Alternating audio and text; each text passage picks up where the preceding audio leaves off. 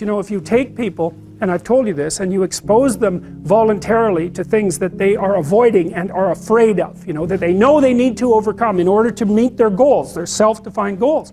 If you can teach people to stand up in the face of the things they're afraid of, they get stronger. And you don't know what the upper limits to that are, because you might ask yourself, like, if for 10 years, if you didn't avoid doing what you knew you needed to do, by your own definitions, right, within the value structure that you've created, to the degree that you've done that, what would you be like? Well, you know, there are remarkable people who come into the world from time to time, and there are people who do find out over decades-long periods what they could be like if they were who they were, if they spoke their being forward. And they get stronger and stronger and stronger, and we don't know the limits to that. We do not know the limits to that. And so you could say, well, in part, perhaps the reason that you're suffering unbearably can be left at your feet, because you're not everything you could be, and you know it. And of course, that's a terrible thing to admit, and it's a terrible thing to consider, but there's real promise in it, right? Because it means that perhaps there's another way that you could look at the world, and another way that you could act in the world, so what it would reflect back to you would be much better than what it reflects back to you now. And then the second part of that is, well, imagine that many people did that, because we've done a lot as human beings. We've done a lot of remarkable things, and I've told you already, I think before, that today, for example, about 250,000 people will be lifted out of abject poverty, and about 300,000 people attached to the electrical power grid. We're lifting people out of poverty collectively at a faster rate that's ever occurred in the history of humankind by a huge margin. And that's been going on unbelievably quickly since the year 2000. The UN had planned to have poverty between 2000 and 2015, and it was accomplished by 2013. So there's inequality developing in many places, and you hear lots of political agitation about that. But overall, the tide is lifting everyone up, and that's a great thing, and we have no idea how fast we can multiply that if people got their act together and really aimed at it. Because, you know, my experience is with people that we're probably running at about 51% of our capacity. I mean, you can think about this yourselves. I often ask undergraduates how many hours a day you waste, or how many hours a week you waste, and the classic answer is something like 4 to 6 hours a day. You know, inefficient studying, watching things on YouTube that not only do you not want to watch, that you don't even care about, that make you feel horrible about watching after you're done. That's probably 4 hours right there. You know, you think, well, that's 25 hours a week, it's 100 hours a month, that's 2.5 full work weeks, it's half a year of work weeks per year. And if your time is worth $20 an hour, which is a radical underestimate, it's probably more like 50 if you think about it in terms of deferred wages. If you're wasting 20 hours a week, you're wasting $50,000 a year. And you are doing that right now. And it's because you're young, wasting $50,000 a year is a way bigger catastrophe than it would be for me to waste it, because I'm not going to last nearly as long. And so if your life isn't everything it could be, you could ask yourself, well, what would happen if you just stopped wasting the opportunities that are in front of you? You'd be, who knows how much more efficient? 10 times more efficient, 20 times more efficient. That's the Pareto distribution. You have no idea how efficient people get. It's off the charts.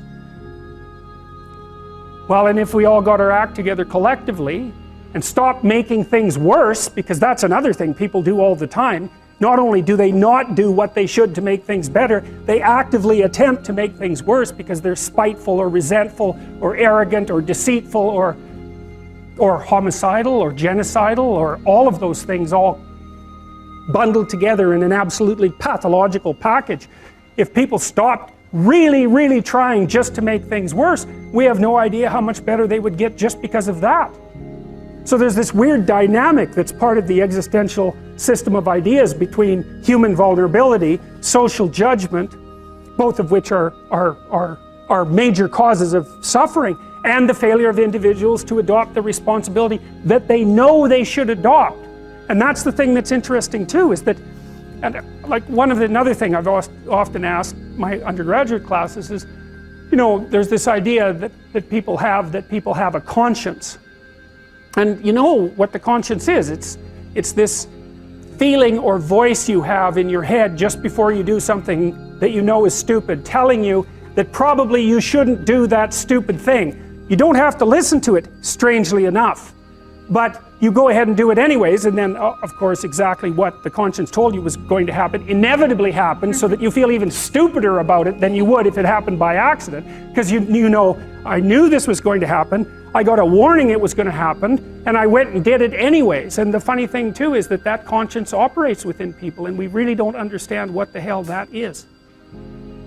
So you might say, well, what would happen if you abided by your conscience for 5 years or for 10 years? What sort of position might you be in? What sort of family might you have? What sort of relationship might you be able to forge? And you can be bloody sure that a relationship that's forged on the basis of who you actually are is going to be a lot stronger and more welcome than one that's forged on the basis of who you aren't. Now, of course, that means that the person you're with has to deal with the full force of you in all your ability and your catastrophe, and that's a very, very difficult thing to negotiate. But if you do negotiate it, well, at least you have something, you have somewhere solid to stand, and you have somewhere to live, you have a real life. And it's a great basis upon which to bring children into the world, for example, because you can have an actual relationship with them instead of torturing them half to death, which is what happens in a tremendously large minority of cases. Well, it's more than that too, because, and this is what I'll close with, and this is why I wanted to introduce Solzhenitsyn's writings to you. You see, because it isn't merely that your fate depends on whether or not you get your act together and to what degree you decide that you're going to live out your own genuine being. It isn't only your fate, it's the fate of everyone that you're networked with.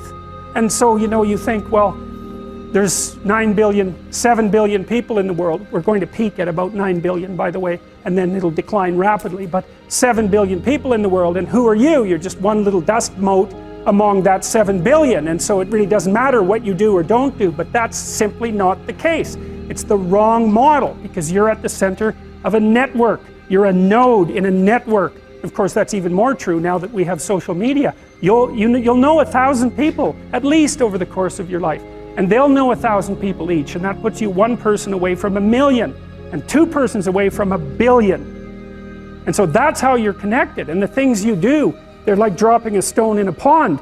The ripples move outward, and they affect things in ways that you can't fully comprehend, and it means that the things that you do and that you don't do are far more important than you think. And so if you act that way, of course, the terror of realizing that is that it actually starts to matter what you do. And you might say, well, that's better than living a meaningless existence. It's better for it to matter. But I mean, if you really asked yourself, would you be so sure if you had the choice? I can live with no responsibility whatsoever. The price I pay is that nothing matters. Or I can reverse it and everything matters. But I have to take the responsibility that's associated with that. It's not so obvious to me that people would take the meaningful path. You know, when you say, well, nihilists suffer dreadfully because there's no meaning in their life, and they still suffer. Yeah, but the advantage is they have no responsibility. So that's the payoff, and I actually think that's the motivation. Say, well, I can't help being nihilistic. All my belief systems have collapsed. It's like, yeah, maybe. Maybe you've just allowed them to collapse because it's a hell of a lot easier than acting them out. And the price you pay is some meaningless suffering, but you can always whine about that and people will feel sorry for you, and you have the option of taking the pathway of the martyr, so that's a pretty good deal, all things considered, especially when the alternative is to bear your burden properly and to live forthrightly in the world. Well, what Solzhenitsyn figured out, and so many people in the 20th century, it's not just him, even though he's the best example, is that if you live a pathological life, you pathologize your society. And if enough people do that, then it's hell. Really, really. And you can read the Gulag Archipelago if you have the fortitude to do that, and you'll see exactly what hell is like. And then you can decide if that's a place you'd like to visit, or even more importantly, if it's a place you'd like to visit and take all your family and friends, because that's what happened in the 20th century.